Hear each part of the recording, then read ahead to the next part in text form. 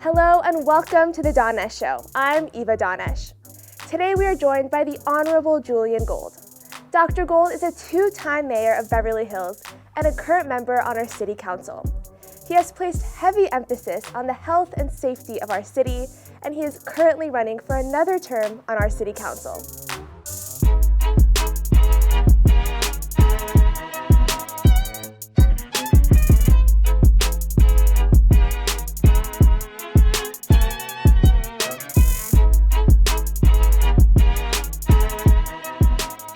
So Dr. Gold, thank you so much for joining me here today. Well, thank you for having me. This is really a privilege to be in this studio.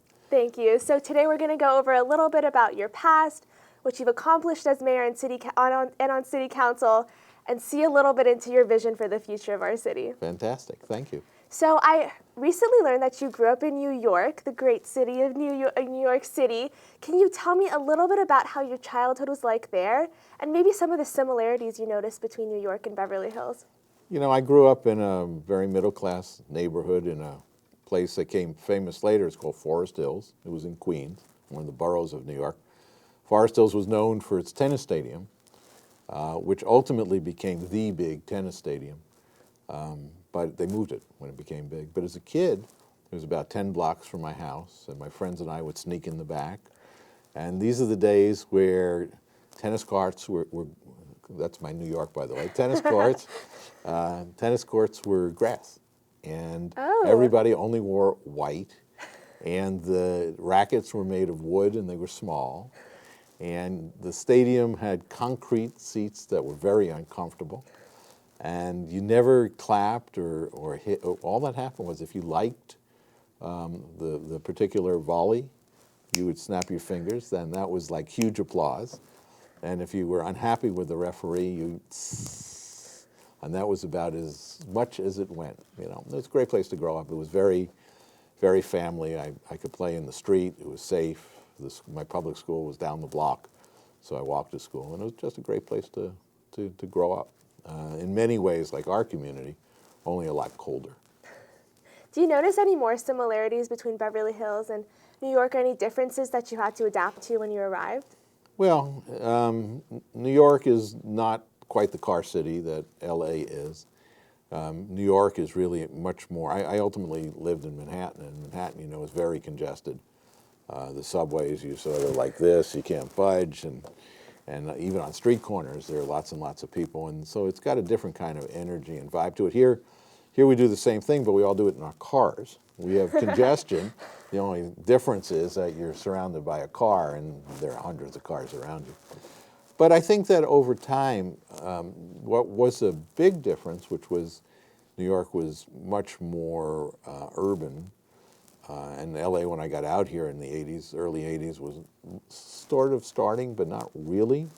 But I think over time, Los Angeles has become more urban and has more of a city feel, and there are bigger buildings and in certain parts more pedestrian congestion, things like that. So, and I think too that we've seen numbers of restaurants, kinds of restaurants, all kinds of cultural activities. I think that over my time here, we've really seen that grow in this area.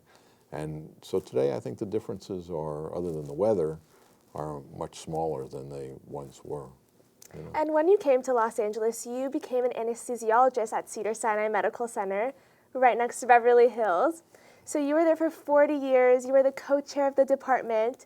What inspired you to get into being a doctor or being an anesthesiologist? Well, first off, I trained in New York. When I went to college, I went to CCNY.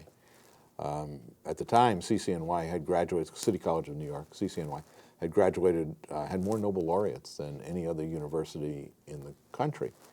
I used to ride the subway to get there. It took me a couple of subways. Actually, it took me a bus to get to the subway twice. I actually thought I was going to make airplanes. When I started out, I really thought I was going to make airplanes. I was fascinated by airplanes. And two things happened. One was the Vietnam War. And if I had continued down that path, I likely would have gotten drafted. And the second was that I didn't kind of like what it was going to take for me to get to be an aeronautical engineer. I just didn't like all the math and all that. It wasn't for me. So somewhere in my junior year, I sort of switched track and I got a degree in biology. And with that, I applied to medical school. It actually was a good lesson that served me well for most of the rest of my life. Up until that moment in time where I changed majors, I had sort of been programmed to go from here to here to here to here to here. And this was really the first time that I took a pause and said, well, maybe I want to do something different. And having done that, having taken that pause, done something different, and ultimately been successful at it, it actually gave me greater strength to be able to do that as I move forward in my life. So it was a very important time for me in terms of my growing and my intellectual understanding of the world. I went through medical school, and I was determined I was going to be a surgeon. Excuse me. I actually was a surgical resident for a couple of years. And guess what? I didn't really like that either. And so that same lesson, a buddy of mine came to me one day and said, well, have you ever thought about being an anesthesiologist? So we share an operating room. We sort of share this working platform. The surgeon does what they do, and the anesthesiologist does what they do, and very much a partnership. And, you know, I like the environment. I actually liked the operating room environment a lot. It was kind of sexy, you know, masks and gloves and all this kind of stuff, you know. So I said, well, okay, I'm comfortable in this environment. I just don't want to be doing the surgery. And so I figured I would try anesthesia. I'd see what, and it turned out I just really liked it. I seemed to have an aptitude for it, and it was just the place for me to be. I got to be in this environment, which I really liked.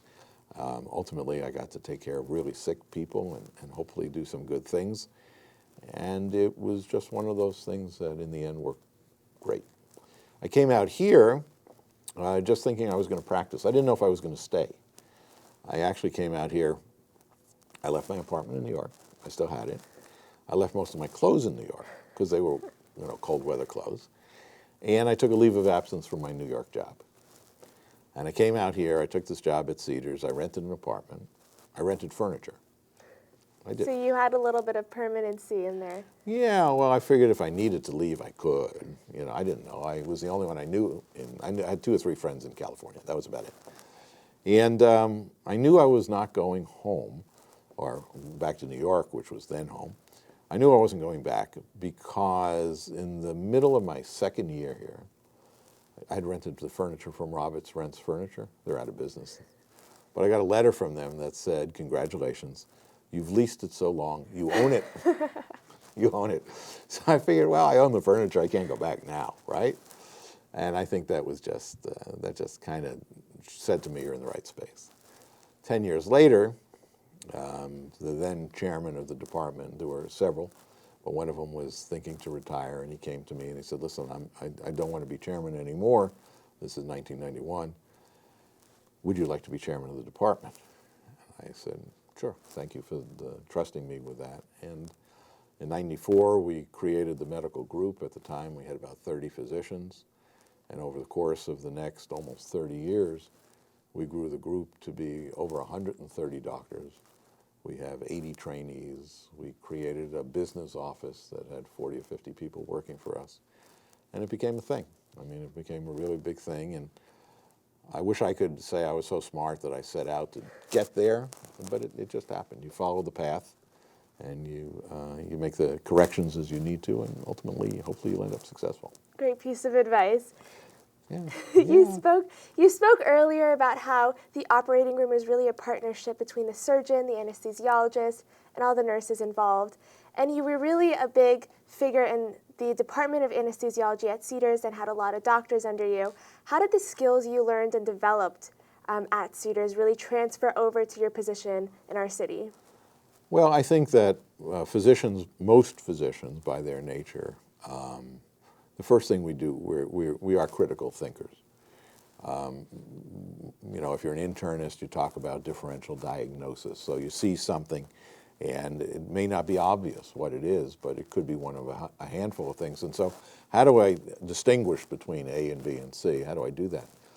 For anesthesia, it's even a little more critical because while most of the times things just go very smoothly, every once in a while something happens and it becomes a matter of understanding what's going on. You have to begin to make some pretty quick decisions about what am I going to do. And sometimes you don't have to do anything and it just kind of fixes itself, but sometimes not so. And so I think that ability to critically think, to prioritize, to kind of work through a list, even if things aren't going well, to kind of work through it until they're okay, you know, is really something that helped me a lot in my life. You know, I think I bring that skill to most things that I do. I also think that when you talk about teamwork, so operating rooms are very much teamwork. It takes everybody in that operating room to keep a patient safe and to do the procedure well. And whether it's the nurses or the aides or the folks who clean the room, the surgeon, the anesthesiologist, you know, the house staff, everybody's got a job. And everybody has to know what their job is. They have to execute their job. But you also have to be able to interact with people in a way that allows them to do their job and allows them to do it in an effective sort of way. And often it's the anesthesiologist who sort of directs that. The surgeon's busy doing what he's doing. And the anesthesiologist really has the different perspective of what's going on to be able to control what's happening with the patient, but also to begin to move people around the room to do other things. And I think that as a skill, to be able to work with people, to know how to work with people, to speak their language, and to have people do what they need to do in the most efficient way they can, has been a very valuable skill too. And you know, I think that more important than anything probably is as a physician, as a working physician, we learn to be compassionate with people. We learn how to talk to people. We take care of people in some of the best and worst moments of their life. And we have to make a connection. And as anesthesiologists, often we don't have a lot of time with the patient before we start. You know, we meet them just before we begin. And it's really important to create rapport. It's important to have somebody be comfortable with the fact that you're going to take good care of them. And it's important to reassure them and their family that, you know, we're going to do everything we can, and chances are they're going to be perfectly fine. I think those are skills that translate. I think that they're basic human skills that translate into other parts of our life. And, you know, when you take a look at the city's a team. You know, everybody's got a job, everybody's got to perform. We have to interact. Our role as council members is to listen to the community and listen to the staff and to try and put things together in a way that makes sense, and we get the greatest common good, you know, and that's what we do. You know, we listen to the residents. You know, people call me all the time, you know, and these days, if you want, you can even put it on the website. You know, there are all kinds of people who email things, and that's great. You know, we look forward to that kind of stuff because that way we know what the community is. And by the same token, sometimes people will call us and they're really upset because something should have happened, it didn't happen, or happened that shouldn't have happened. And for us, we want to represent the city. We want to fix it. We want to reassure them that it's going to be okay. And I think those are the same sort of skills about how do you deal with people, how do you talk to people, how are you effective at getting things done, how do you move resources to where they have to be, and at the end of the day, how do we keep the city healthy? And that's really what it's about. So you obviously have the skill set to be a leader in our community, but what really compelled you to run for city council that first time and to be a leader in our community? That's a really good question. You know, I started with my daughter. So my daughter's a product of the schools. She graduated the high school in 2009. She played varsity soccer and varsity softball, and that was a large part of our life. We spent a lot of time on these fields. And along the way, but you know, that started in the community. It started with youth sports, it started with Little League and ASO and all of that. And we got connected to the community, you know, and we really got connected to the community, and it was good. I enjoyed that. And along the way, somebody, a former council member, Willie Bryan, was going to run for the school board, and he was an orthopedic surgeon, and one night he and I in the operating room late one night, you know, after the sun went down and he's operating and I'm giving anesthesia there, and Willie turns to me and says, well, you know, I think I'm going to run for the school board. Do you want to work on my campaign? And I said, sure, what does that mean? You know, what do I have to do? And that was kind of the beginning of it. Willie introduced me to folks. And from his campaign, he was successful. In his campaign, I worked on other campaigns, and I met some folks. And then there was an opportunity. I did Team Beverly Hills, which I would recommend to every resident, including young ones like you. A great experience to learn all about our city. And there are applications online that you should take a look at. What kind of program is that for? So Team Beverly Hills is an introductory, like an introductory leadership program. There are, I think, 12 sessions, and you spend one with the police, and one with the fire, and one with public works, and the library, and the management and policy folks, and it teaches you about the city. And so you get to meet the people who actually make the city go, right? Now, there are some perks. The police guys take you down on their firing range, and, you know, and the fire guys will cook you dinner. And you get the full experience. The whole deal, and they're really good cooks. And so what comes from that is hopefully a much deeper understanding of the city and what makes it go. So I did that, great experience, and from that I applied to Traffic and Parking Commission, which I served on for 6 years. And from there I served on Rec and Park for a while. And finally one day a friend of mine said, you know, maybe you ought to run for city council. And, you know, I had thought about it, but I guess I hadn't thought about it quite that seriously until that moment in time. And I said, you know what, I think I'm going to do it. It turns out that in the middle of this, I'd been ill for a while. And my daughter was 16 at the time. And the community really came together for us in all kinds of ways you can hardly imagine. I mean, people... I was in the hospital, but people would leave food on our doorstep for my wife. And people would drive my daughter around. You know, she had great friends, has great friends. She was part of the team, but the teammates would kind of schlep her out and get her some ice cream and do stuff like that. And, you know, it made me recognize exactly how great this community is, how deep and emotional. And, you know, that really said to me, you need to give back.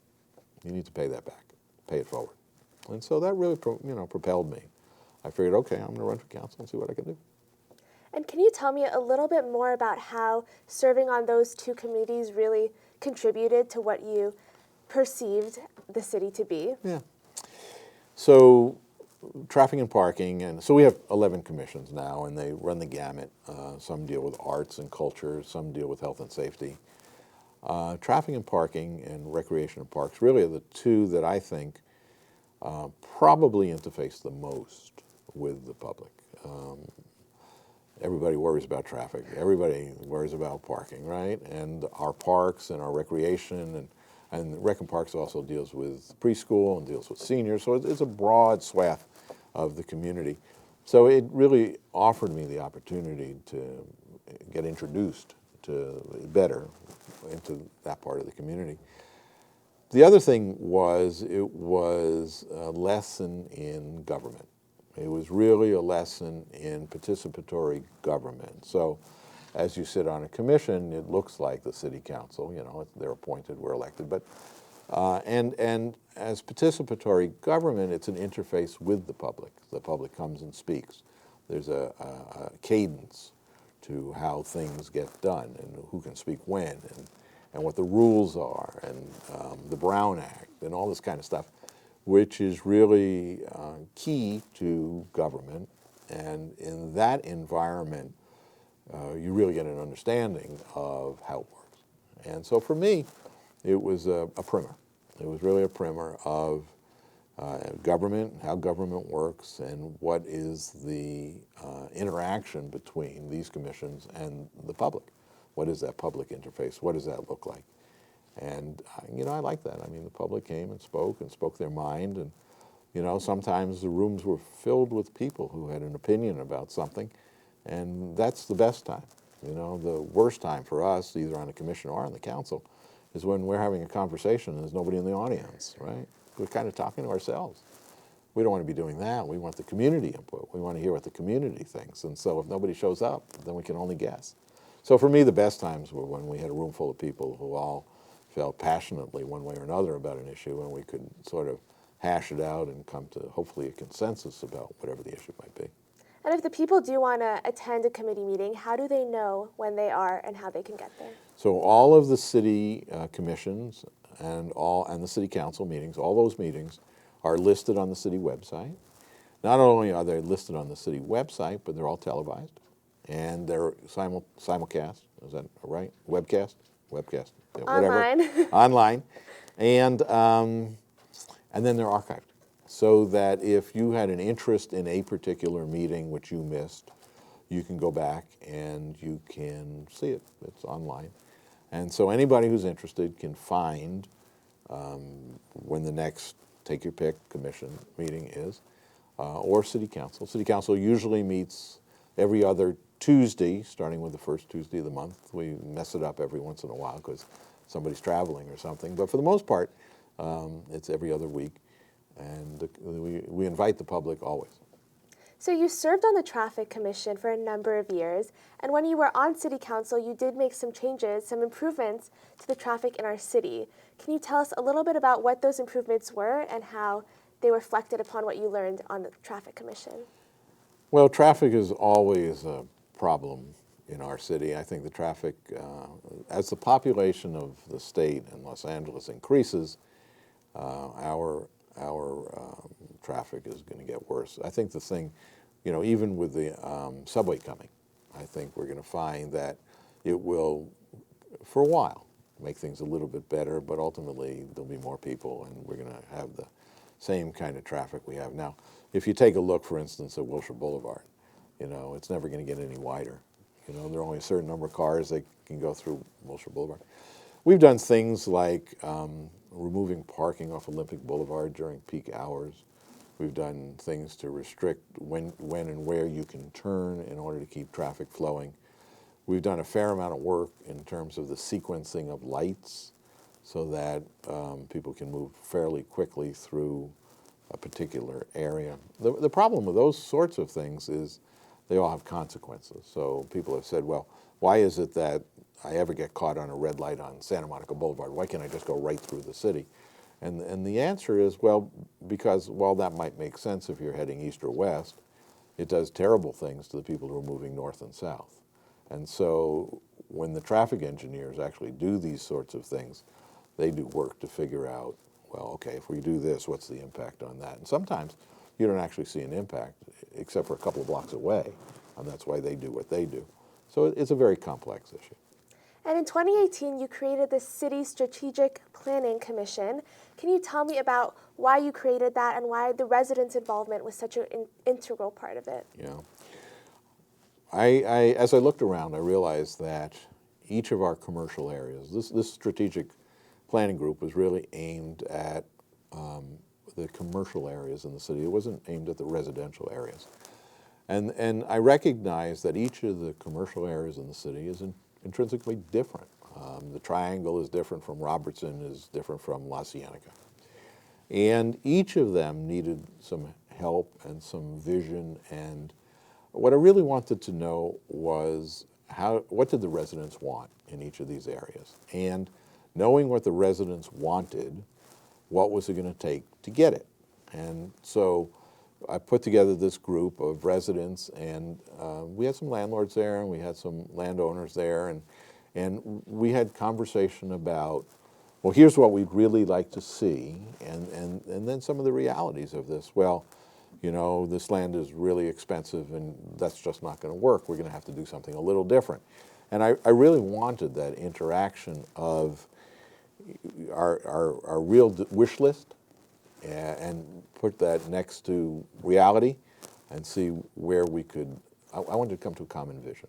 I wanted the community, everybody, the residents, the landowners, and everybody to come to a consensus, really, of we really think X, whatever X was, would be wonderful in that space. And that was really the reason to do it, was to engender that conversation rather than just sort of guess. I figured if we put smart people in a room and asked them the question and put the facts in front of them, that we could work through what that would look like. And so that's really why I did it. We completed an exercise around the Triangle. it was a thoughtful exercise, and we were beginning the conversation around the La Cienega-Wilshire subway station when my mayoral year ended, and the next mayor didn't continue the program, or changed it up some. And you spoke about how the metro is soon coming into our city.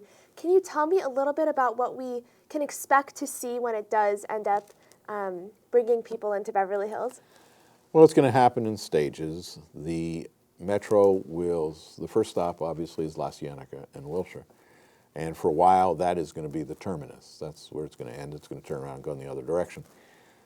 At the end of time, well, when it's done, excuse me, when it's done, I think it's going to be very good for the city. And it's going to be easy for people who want to work in the city to live elsewhere and commute to work. It'll be really great.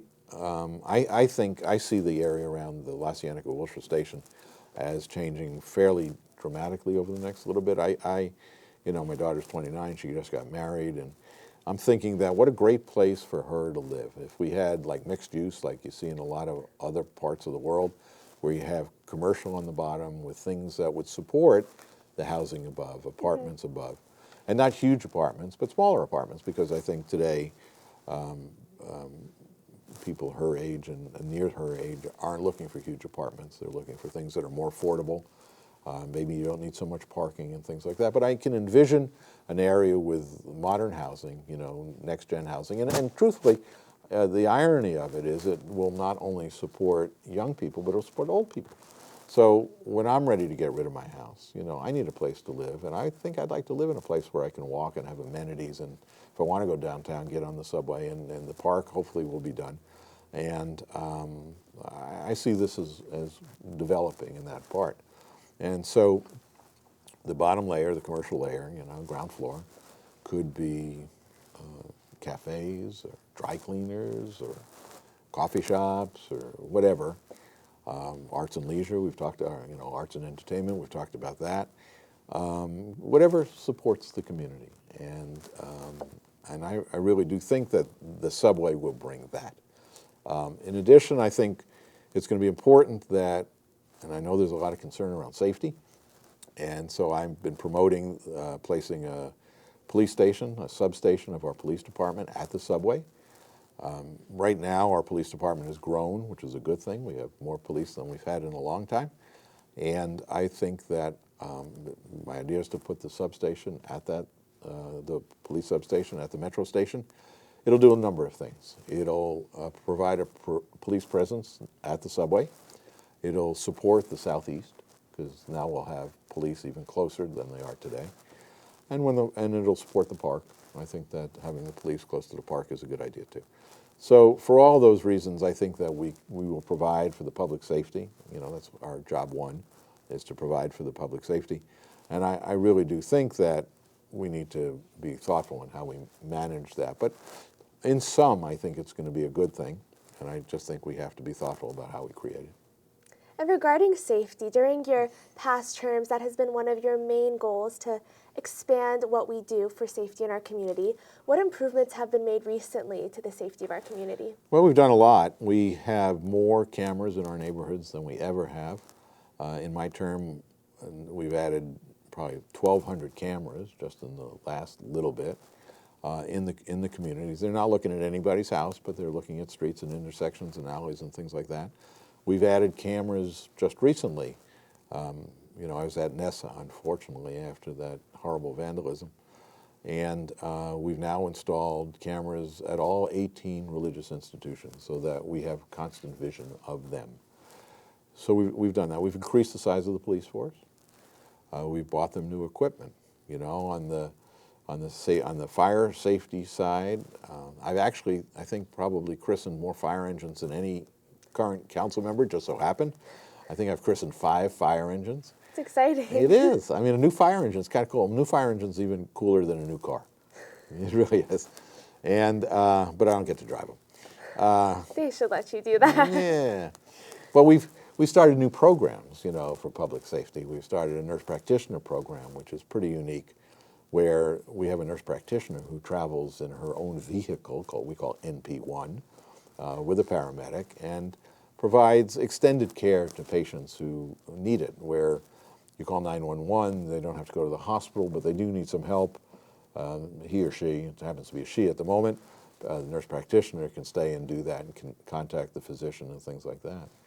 In addition, now the nurse practitioners are being proactive, and they know patients who've had some problems, and they'll go and they'll knock on their door every once in a while just to make sure they're okay. We created a program. I actually brought a program from Cedars-Sinai. It's a part of the American College of Surgery to teach normal people, that's everybody, I guess non-physicians, normal people, how to stop bleeding.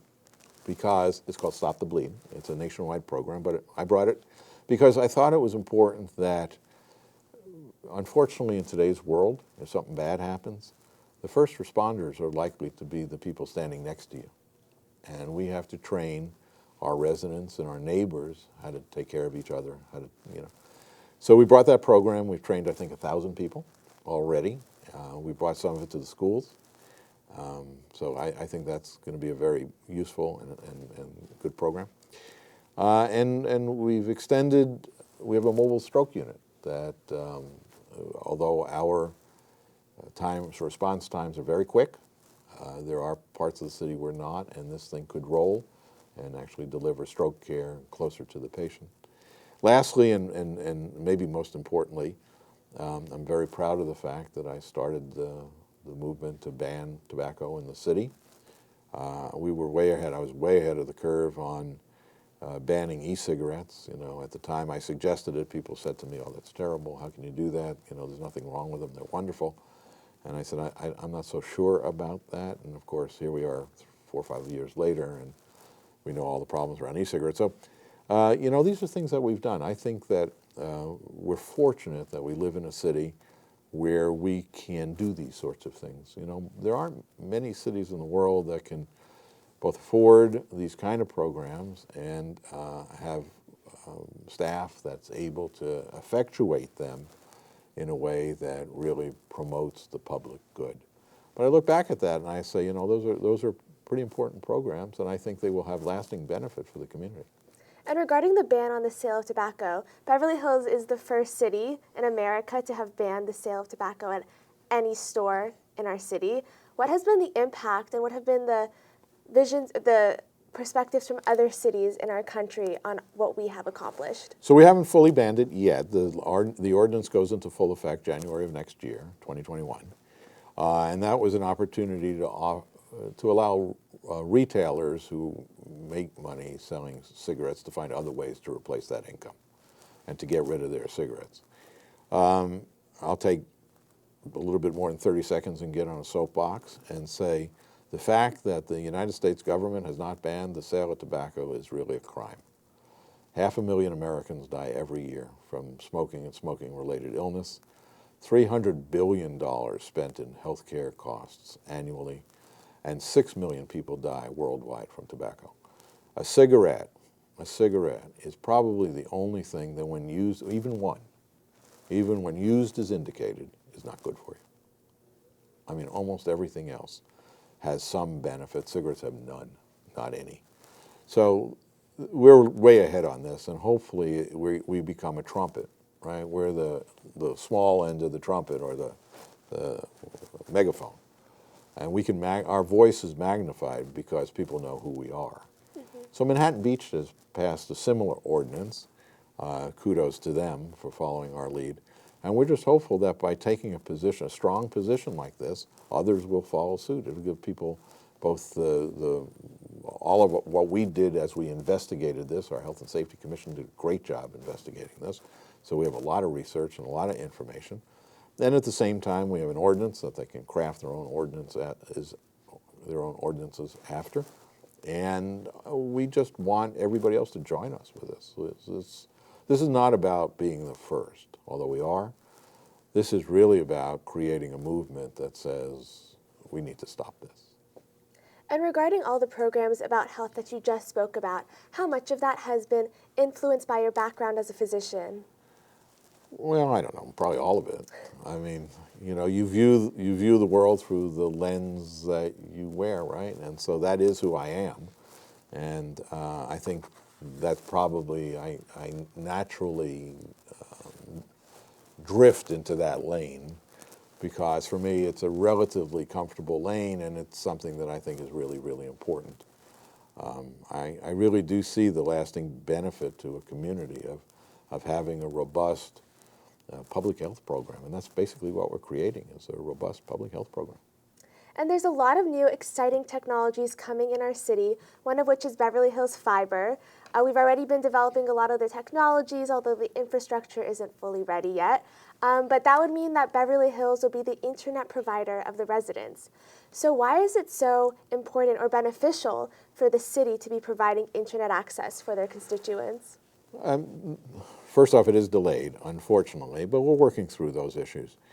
The internet is both the present and the future, right? We all know that, and high-speed fiber ultimately will facilitate not only our resident experience, but our business experience. And so if we can provide reliable high-speed fiber at less cost than any of the commercial providers can, it offers us a huge advantage, a huge advantage in attracting business and a huge advantage to residents who have the ability to use this fiber. I also think that if we control the fiber, it allows us, there are some who can't afford it, who are disadvantaged by the fact that they can't afford it. And, you know, as a city, we can say, well, guess what? You can have it too. And I think that that's fair. I think that, you know, some of our seniors, some people who just can't afford to pay for internet service should have it also. So I think there are lots of advantages to it. I think we can, we'll have the ability to control it.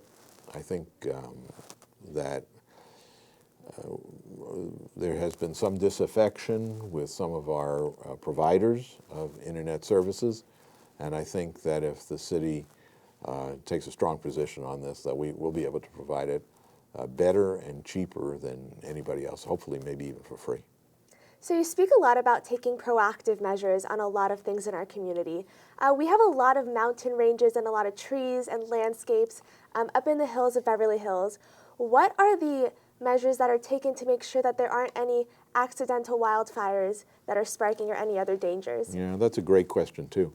We've spent a lot of time in the last little bit. I actually went up and some of the residents up there wanted to show me around and some of their concerns about the trees that are in Truesdale in particular. As of today, we've actually removed, I think, 9 or 11 of 13 trees that had to go. We have a very aggressive position now in terms of removing other trees that are dangerous. They are currently being identified.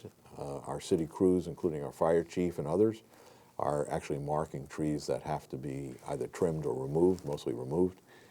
At the same time, the majority of trees that might be a risk are on private property. And so as of last night, we had a council meeting last night, I've asked the city manager to put in front of us, and I hope at our next meeting, an ordinance that will allow the city to deal with trees on private property. Because even if we remove city trees, and the city trees for the most part are pretty well maintained, and therefore a little bit less of a risk than others that are not, but it doesn't really help us if we do all this stuff for city trees and yet there's this mass of privately owned trees that really need to either come down or be trimmed or whatever.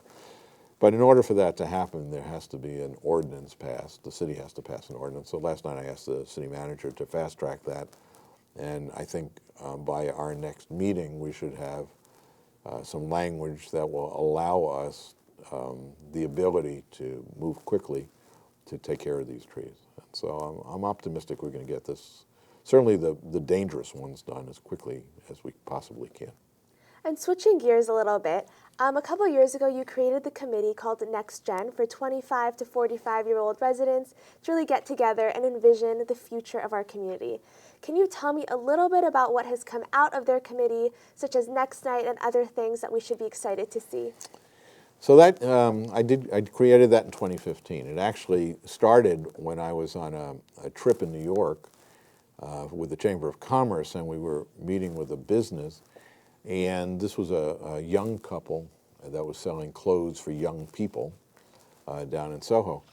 And as we had this conversation, the owners knew more about our demographics than I did, and that made me nervous. And what they said was, but you're an older crowd, you're not. And I went and I looked, and it was true. And I realized that what was missing here was the voice of the people in those couple of decades, 25 to 45. And so we put together a group. Derek, who's come with me here today, Ontiveros, is the chair of it. It's taken us 3+ years to kind of get some traction in it. We had to structure it right. But what's happened is we have a group now of committed, it's not only young people, it's people who are all committed to the mission. So there are some older people in the room too, but they're all committed to this mission of, and it starts with the question, for the 25 to 45-year-olds, what's missing? What would you like to see in Beverly Hills, and how can we go get it?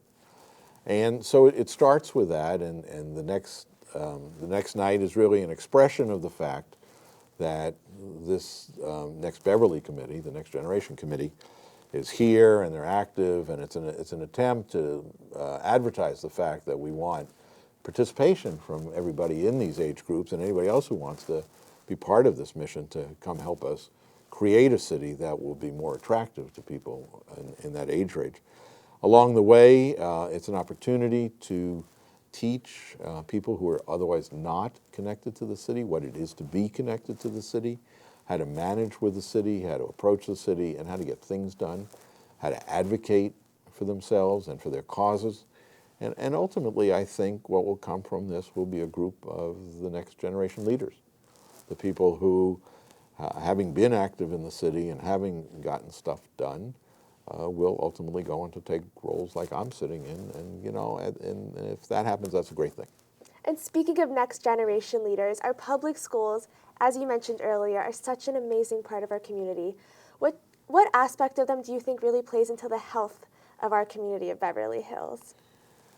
Well, we've always said that the three parts of the stool are fire, police, and schools, and I think that's really true. People come to this community for safety, public safety, and they come for the schools. And, as I said, my daughter went through the schools. It was a great experience for her, and I think everybody is looking for that. I think the city has to be a partner with the school district. The school district is its own separate entity. It's got its own elected officials and its own budgets, and it gets its money for the most part, from sources from the state. And although the city contributes a lot of money, and I think that contribution is in recognition of how important the schools are, but at the same time, the city gets to use school facilities and fields and things like that.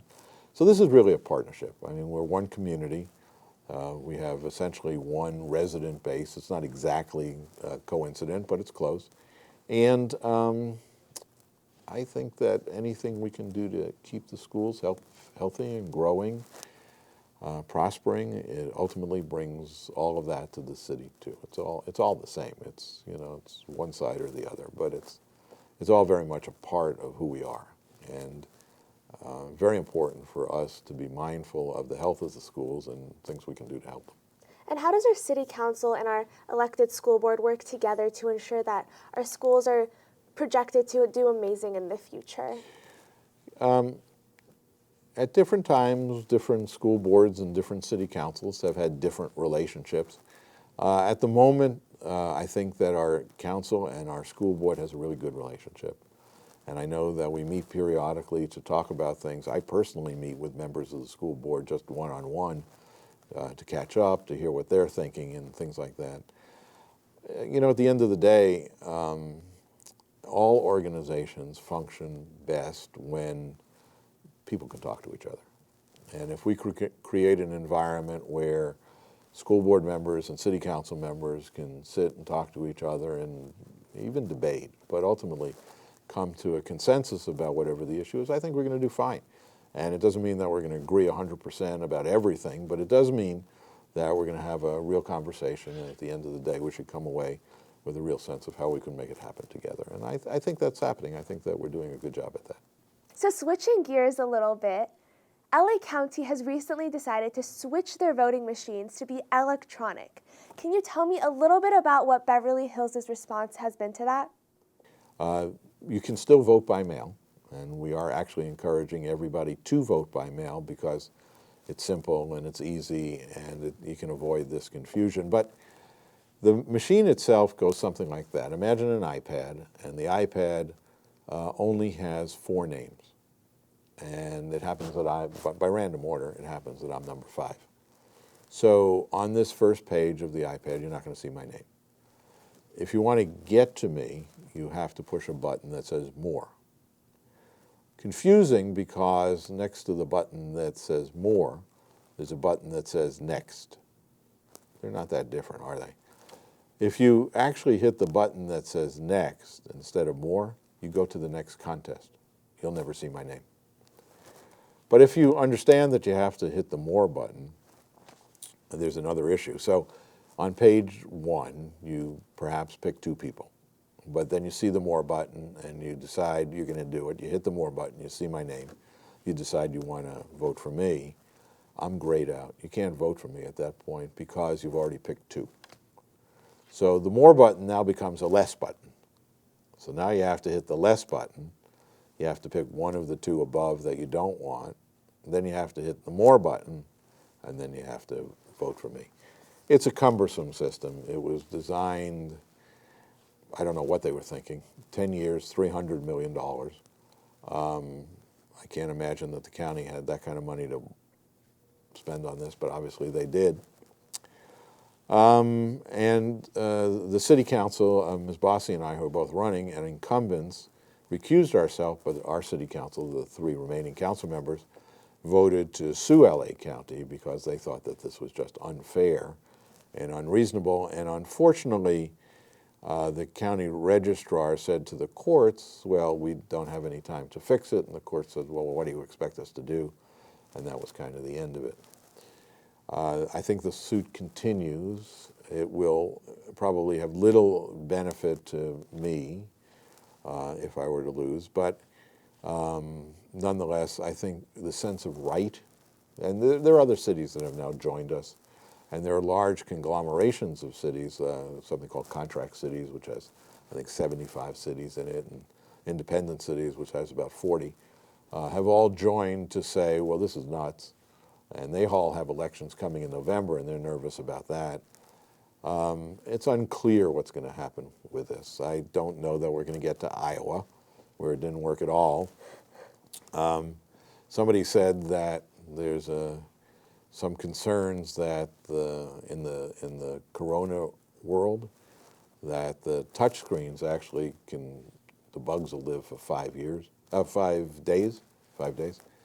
I don't know if the county is going to wipe them down. I mean, I think there's some things like this that maybe the county needs to work through before this thing goes live on February 22nd. They actually went live for people with disabilities, I think, on Saturday. But the only other thing to be said is that there is, I think the county has said you have to have a paper ballot. So if you do go to the polls, I think you can still request a paper ballot if the device confuses you.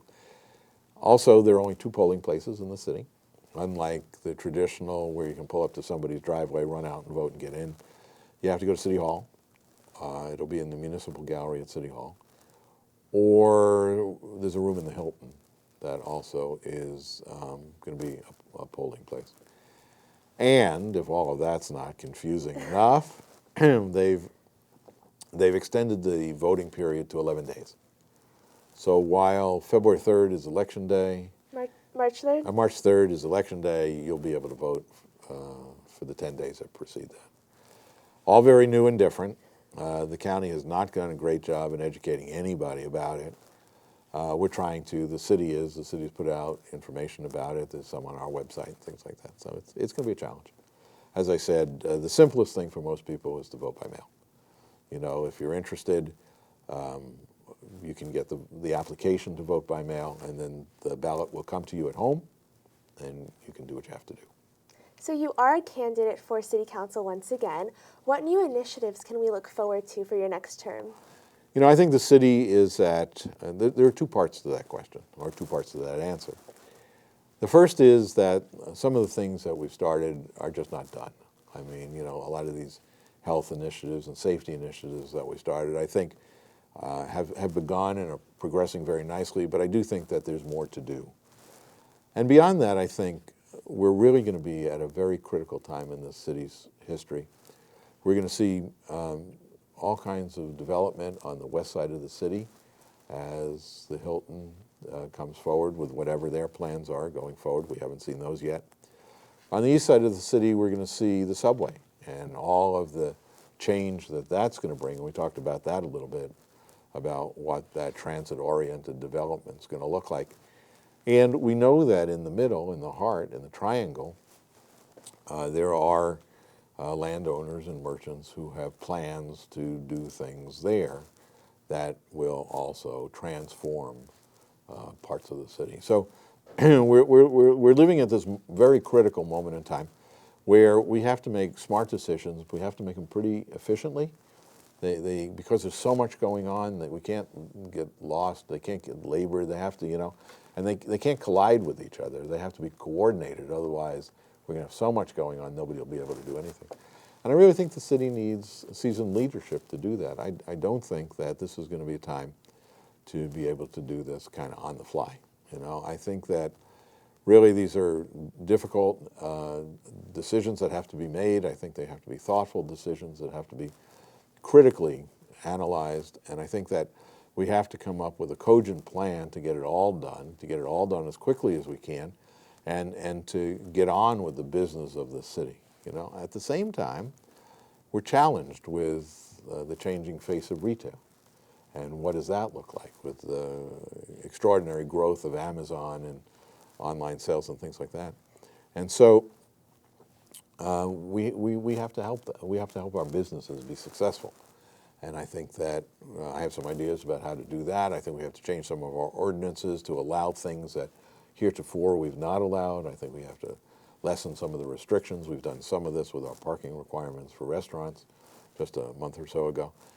But it's a time of change. It's going to be very much a time of evolution for the city, and I think that you need vision to do that. You need to be able to see forward.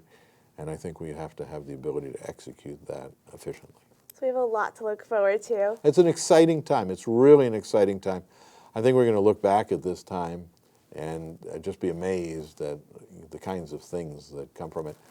I often think about the birth of the city, what's almost the birth of the city, when Rodeo Drive was not Rodeo Drive, right? And when guys like Fred Heyman were just kind of envisioning what this was going to be. And, and here we are 50 years later, and from that vision, from that creative vision and understanding, they created today's Rodeo Drive, And I hope that in 50 years, when people look back, they take a look at what we're doing today, and they say, wow, those guys did a great job, guys and gals, did a great job, and look at what they created. And that's really our challenge. That's where we have to be. And I only hope we can be 80% as successful as the folks who came before us. So Dr. Gold, as my closing question, I like to ask this to all my guests. What is the best advice you have ever received? Learn how to take a deep breath.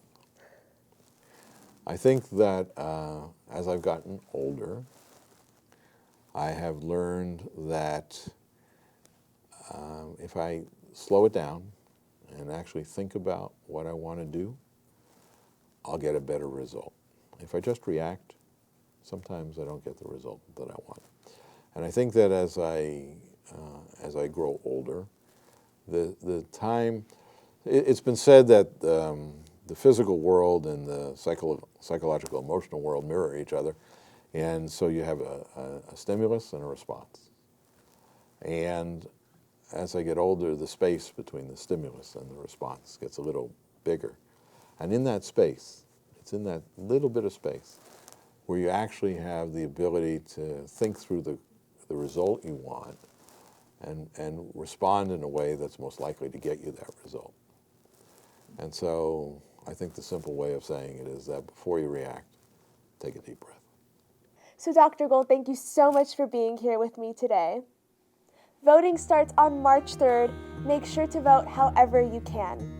Thank you for watching this episode of The Danesh Show. For KBEV 6, I'm Eva Danesh.